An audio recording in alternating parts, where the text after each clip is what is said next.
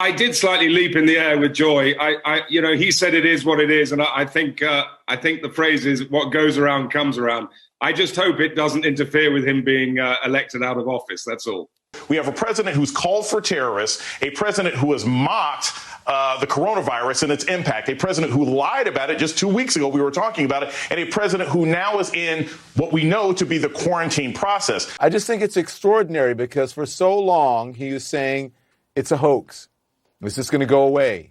People shouldn't have that big a concern, especially when it's outside in the warm months. He's lied about the science for 6 months, couldn't protect himself or his family. So how is he going to protect the American people going forward? And so I feel bad that he's sick. I want him to get better. Certainly, it's a tragic situation.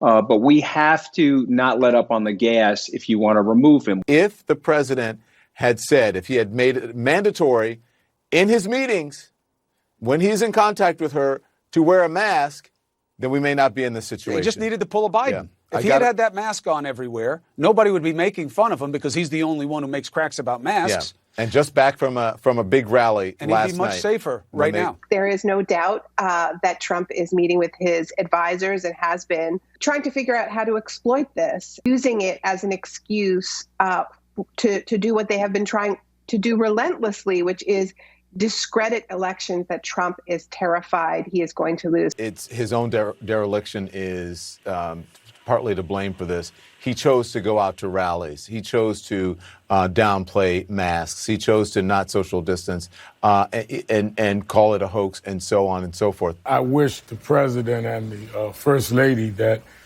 they have full recovery and that it is not any more serious than it is.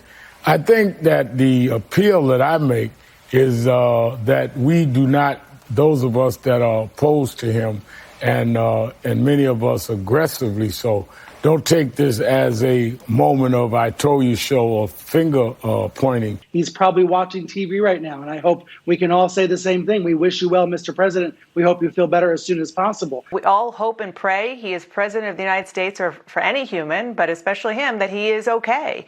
But he is the exact risk factor for a lot of reasons that people warn about, that you have to be careful. At age 74 and being 244 pounds, which takes his BMI over 30, which is the obese category, he's got those two risk factors. I do hope that at this moment, the National Security Council is springing into action and thinking through the worst case scenarios so that the country is prepared and so that there's a smooth continuation of leadership in any crisis situation. Joe Biden is now weighed in. He says this, guys. Jill and I send our thoughts to President Trump and First Lady Melania Trump for a swift recovery.